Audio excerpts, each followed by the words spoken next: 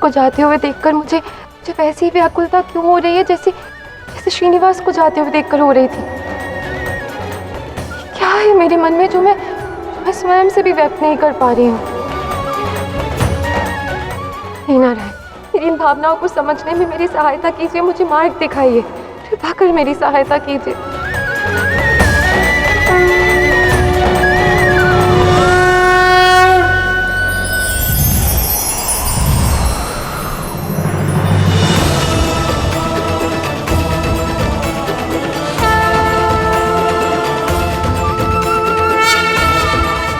यही मोरपंख तो मैंने नारायण के समक्ष रखा था मंदिर में। ये मोरपंख जो तुम यहाँ छोड़कर गई हो, यही तुम्हें आभास करवाएगा कि तुम्हारे मन में वेंकटेश के लिए प्रेम है। किंतु ये तभी संभव होगा जब इस प्रश्न का उत्तर जानने की तीव्र इच्छा तुम्हारे मन में जागेगी भार्गवी, और मुझे आशा है ये भी शीघ्र ही होगा। ये कन्या यदि प्रसन्न रहेगी ना, मुस्कुराएगी ना, सारा दूध दही माखन सब आपका। ये मोरपंख था जो आपके पाँव में चुभा, काटा नहीं। देखो उस व्यक्ति को भार्गवी, उसके मुख पर प्रसन्नता मात्र तुम्हारे कारण है। कैसे मान लो कि आप मुझसे बात करना चाहती थी, हमारा ऐसा संबंध है ही क्या? रुको वेंकटेश,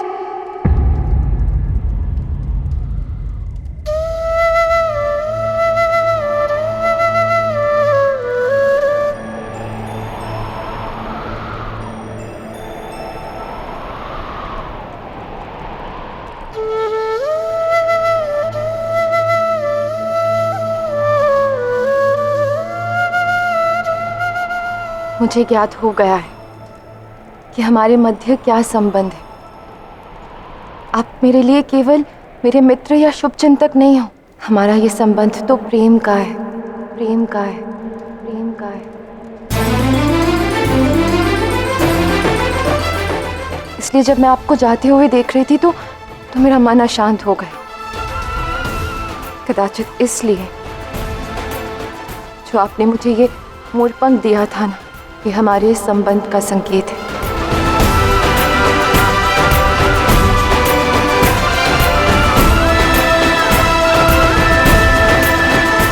नारायण ने कितनी सुंदरता से भार्गवी को उसके मन की बात समझाई, उसके मन के प्रेम से उसका परिचय करवाया।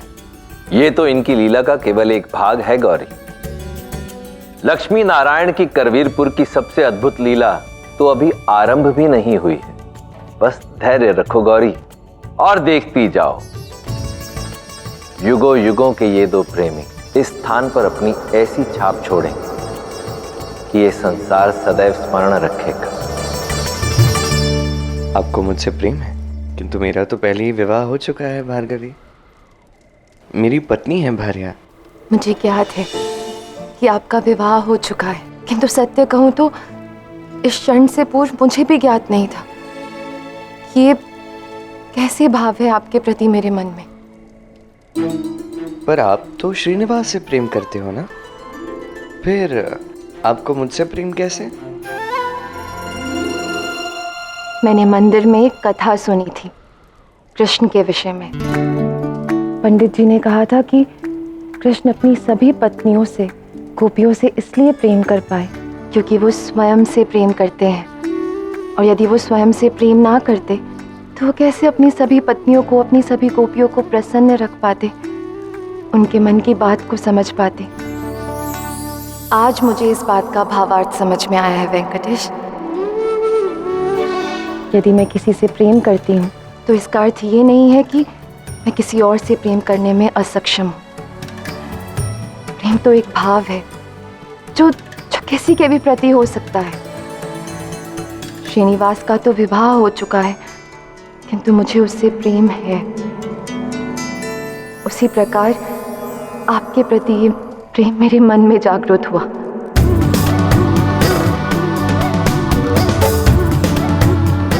और आपके प्रति जो ये प्रेम मेरे मन में जागृत हुआ है, उसका ये भाव मित्रता का भी तो हो सकता है ना, क्योंकि श्रीनिवास और आप दोनों ने मुझ में आत्मविश्वास जागृत किया। मुझे स्वयं से प्रेम करना सिखाया है, कृष्ण की भांति। और आज श्रीनिवास के यहाँ ना होते हुए भी मुझे उतनी पीड़ा नहीं हो रही है, क्योंकि आज मुझे स्वयं पर अटूट विश्वास है। आज मैं इतने समय के पश्चात स्वयं के लिए प्रेम अनुभव कर पा रही हूँ, और यही कारण है कि आज मैं उस प्रेम को स्पष्ट रूप से देख पा रही हूँ, जो मेरे मन में आपके प्रति है, श्रीनिवास के प्रति है।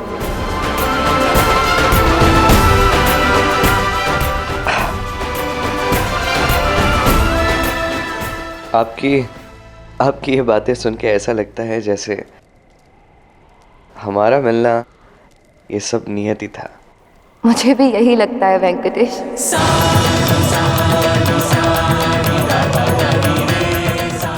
और वैसे भी मैं कल करवीरपुर छोड़कर चली जाऊंगी। अच्छा, कल आप करवीरपुर छोड़कर जा रही हैं? मैं भी वैसे जाने ही वाला था, तो एक कार्य करते हैं, हम साथ में ही जाते हैं ना। मैं भार्या को भी सूचित कर देता हूँ, चालेल ना? हो। देखो ऐसे कैसे कुंभकर्ण की भांति सो रहा है।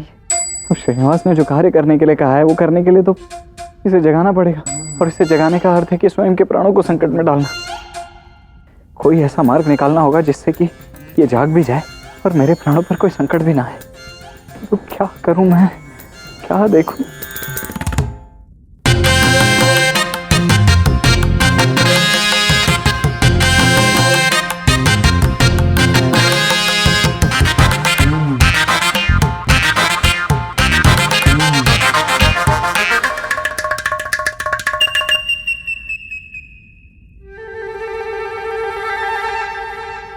आर्या, क्या हुआ?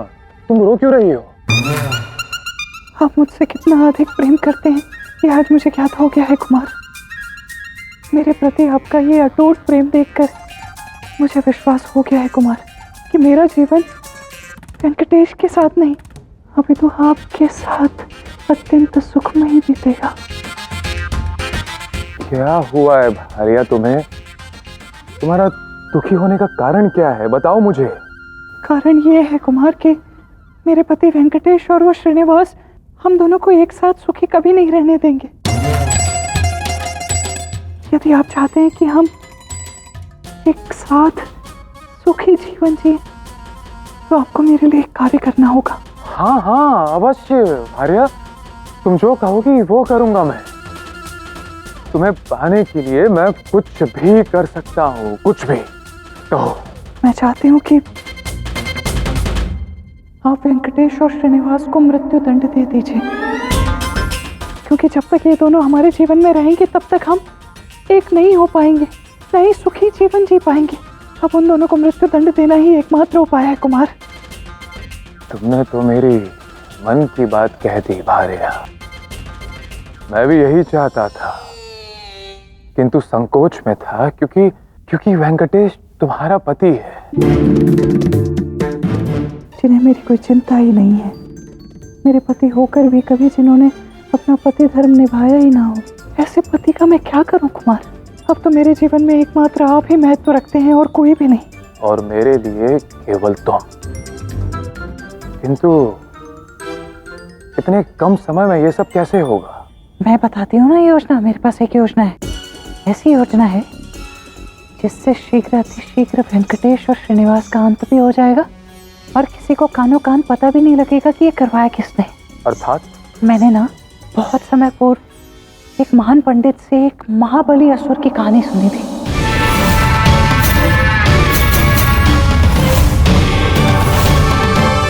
उस असुर का नाम है कोल्हासुर।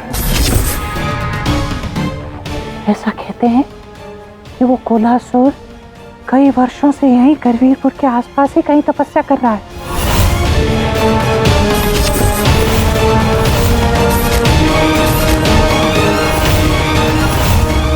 तो मेरी योजना ये है कि यदि किसी भी प्रकार से कोल्हासुर का आवाहन करके उसे अपने नियंत्रण में कर लिया जाए तो वो एकमात्र आपकी ही सुनेगा, आपका ही आदेश मानेगा कुमार। स्वयं देवता तक थर थर कांपते हैं उस असुर से, फिर वेंकटेश और श्रीनिवास क्या है? इन्हें तो वो एक क्षण में समाप्त कर सकता है। आपका बहुत बहुत धन्यवाद वेंकटेश। हम सूर्योदय होते ही निकल जाएंगे, ठीक है? हो चालेल। अब आप विश्राम कर लीजिए। क्या है, कल का ये दिवस बहुत ही महत्वपूर्ण होने वाला है आपके लिए। मैं भी चलता हूँ, कल प्रातःकाल में आपसे भेंट करता हूँ। शुभ रात्रि। शुभ रात्रि।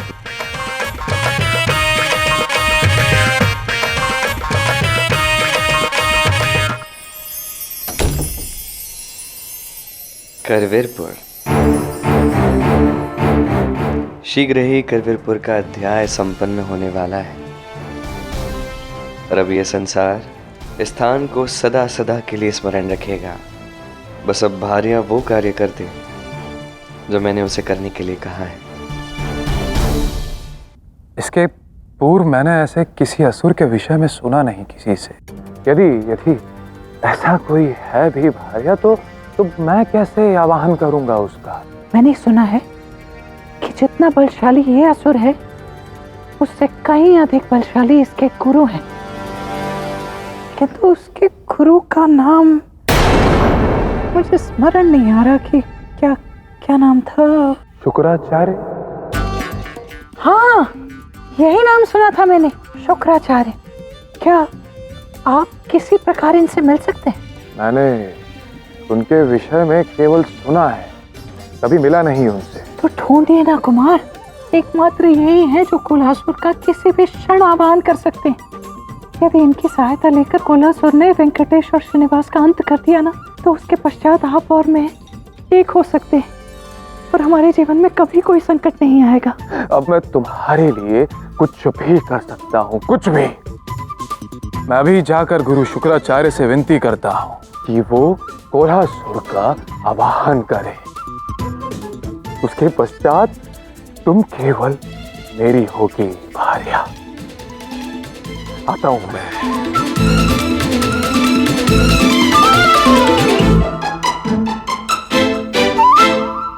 हे महादेव, इस वासु को तो मैंने श्रीनिवास की बताई योजना को पूर्ण करने के लिए भेज दिया है, किंतु मैं यहाँ से इस कक्ष से कैसे निकलूंगा?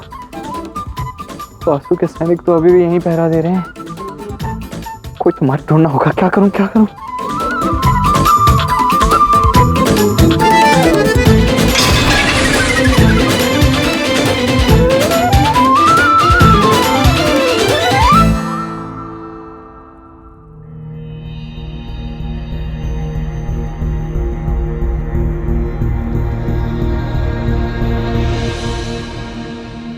भार्गवी,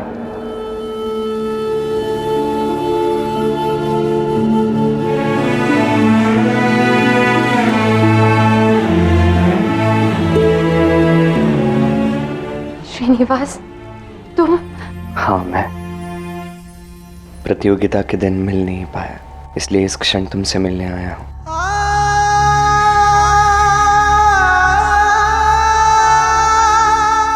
क्षमा करना, किंतु कल अंतिम बार के लिए मेरी प्रतीक्षा करना भार्गवी।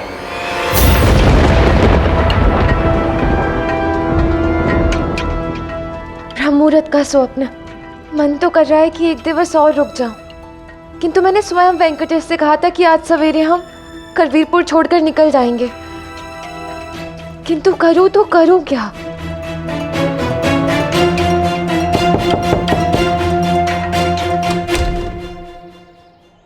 नमस्कार। चले? भार्या को थोड़ा समय लगेगा तो वो बाद में आ जाएगी, तब तक हम दोनों निकलते हैं। क्षमा करना वेंकटेश, मैंने स्वयं ही आपको कहा था कि हम सवेरे निकल जाएंगे, किंतु क्या हम कुछ समय पश्चात निकल सकते हैं? भार्या को भी साथ ले लेते हैं ना, अन्यथा वो बुरा मान जाएंगी। मुझे याद है भार्गवी, तुम्हारा प्रेम श्रीनिवास के लिए कभी समाप्त हो ही नहीं सकता। तुम सदैव श्रीनिवास की प्रतीक्षा करोगे। साले, कुछ समय पश्चात निकलना है, कुछ समय पश्चात निकलते हैं। इस कुछ समय में थोड़ी ना कोई बहुत बड़ी विपदा आने वाली है। ये तो नमस्कार।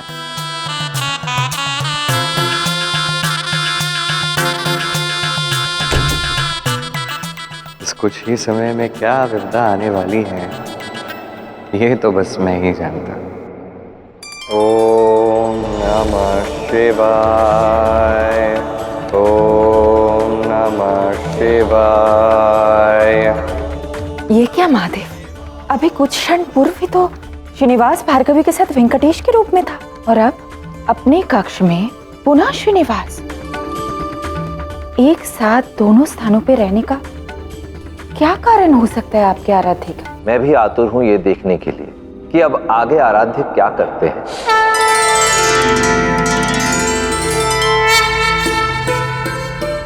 आपकी साधना संपन्न हो गई हो तो हम वेंकटगिरी के लिए प्रस्थान करें? साधना तो संपन्न हो गई है, किंतु साधना करते समय मुझे आभास हुआ कि कोई विशेष व्यक्ति हमसे भेंट करने यहाँ पधार रहा है। पद्मावती, कौन पधार रहा है? तुम्हारे पिताश्री। और यदि मेरा यह सहज ज्ञान सत्य निकला और तुम्हारे पिताश्री यहाँ पधारे, तो सोचो उस समय यदि हम यहाँ ना हो तो क्या होगा। मुझे लगता है कि कुछ क्षण के लिए हमें यहीं प्रतीक्षा करनी चाहिए। आप फिर कोई बहाना बना रहे हैं ना श्रीनिवास? पिताश्री हमसे भेंट करने यहाँ क्यों आएंगे भला? राजकुमारी, क्षमा चाहते हैं, किंतु अभी संदेश मिला है कि राजा आकाश यहाँ कुछ ही देर में पधारने वाले हैं। देखा, मेरा ज्ञान सत्य निकला। सब महादेव की कृपा है। ठीक है, तो फिर चलो हम पिताश्री के स्वागत की तैयारियां करते हैं और उन्हें मिलने के पश्चात ही मैं और श्रीनिवास उनके साथ ही वेंकटगिरी के लिए प्रस्थान करेंगे। जी। आज जो यहाँ होने वाला है उसकी कभी किसी ने कल्पना भी नहीं की होगी, और इसलिए सभी को यहाँ एकत्रित करना अति आवश्यक है। अब बस सब कुछ वैसा ही हो जैसा मैंने सोचा था। अब तक तो सब कुछ उचित दिशा में ही आगे बढ़ रहा है। राजा आकाश भी यहाँ पहुँचते ही होंगे, ऋषि भृगु भी पहुँचते ही होंगे, और संभवतः वासु भी अपने निर्धारित लक्ष्य तक पहुँच ही चुका होगा। प्रणाम आचार्य, मैं राजकुमार वासु। तुम राजा हो या राजकुमार, इसका कोई अर्थ नहीं। यहाँ आने और मुझसे मिलने का कारण स्पष्ट करो। आप असुरों के गुरु हैं। मैंने एक विचित्र कथा सुनी है, एक असुर के विषय में, कोल्हासुर के विषय में।